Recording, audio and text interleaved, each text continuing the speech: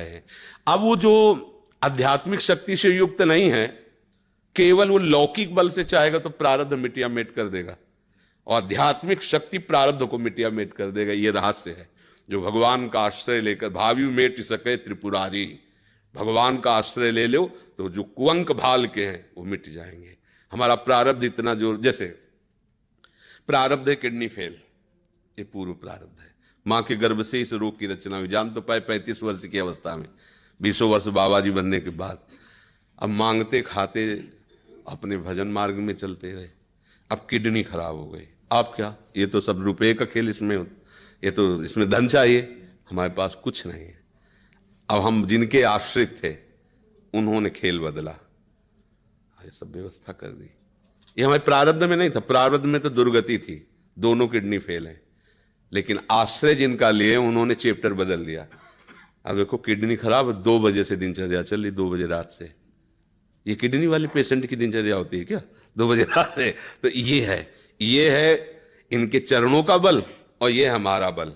हमारे बुरे कर्मों का फल हमको मिल रहा है, और उनके आश्रित हैं, तो ऐसे हमारा जीवन कट रहा है, ऐसे गोद में लिए काट रहे हैं। तो हम केवल प्रारब्ध के ही अधीन नहीं, हम कोई पशु नहीं है, मनुष्य जन्म में मिला है। हम नया कर्म करें ऐसा कि हमारे प्रारब्ध, बुरे प्रारब्ध का नाश हो जाए। हम ऐसे भगवान का आश्रय लेकर भजन करें कि हमारा, अच्छा भगवान सब कुछ है।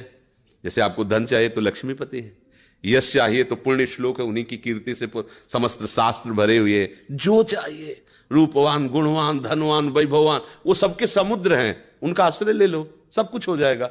अब अगर केवल धन पर लक्ष्य रखोगे, भगवान का आश्रय नहीं लिया, तो बुरे कर्मों से भी तुम नहीं बच पाओगे। अब उपाय ये करना चाहिए कि हमारे नए कर्म ऐसे बलवान होने चाहिए कि जो बुराइयां हमसे पीछे हुई वो हमें परास्त न कर पाए। अगर हम यश चाहने की कोशिश करें तो भगवान का नाम कीर्तन करें, गुण और संयम से रहें, और सबको सुख पहुंचाएं, अपने आप यश होगा।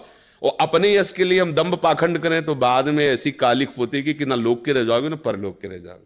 तो हमें यश चाहिए, धन चाहिए, सुख चाहिए, तो एकमात्र भगवान का सहारा लेकर हम भागवतिक आध्यात्मिक कर्म ऐसे करें जिससे सबका मंगल हो जाए, सबको सुख प्राप्त हो जाए। जैसे हमें अच्छा भोजन चाहिए तो दूसरे की थाली से छीने नहीं, अपनी थाली का दूसरे को पवा दे। अब तुम्हारे लिए जो व्यवस्था होगी बड़ी हाई क्लास की होगी, क्योंकि वो सरकारी होगी। वो देख रहा है ना, तुम दूसरों के लिए अपने सुख का त्याग कर रहे हो, तो तुम्हें कभी दुखी देख ही नहीं सकता।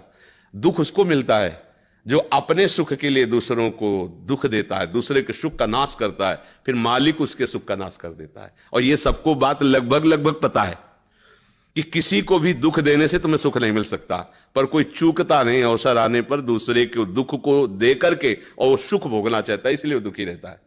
अगर चतुरता आ जाए, विवेक आ जाए, और विवेक पूर्वक को अपने कर्म को संभाल ले, तो बुरा प्रारब्ध भी टल जाएगा, मंगल ही मंगल, आनंद ही आनंद रहेगा। ये भगवान का आश्रय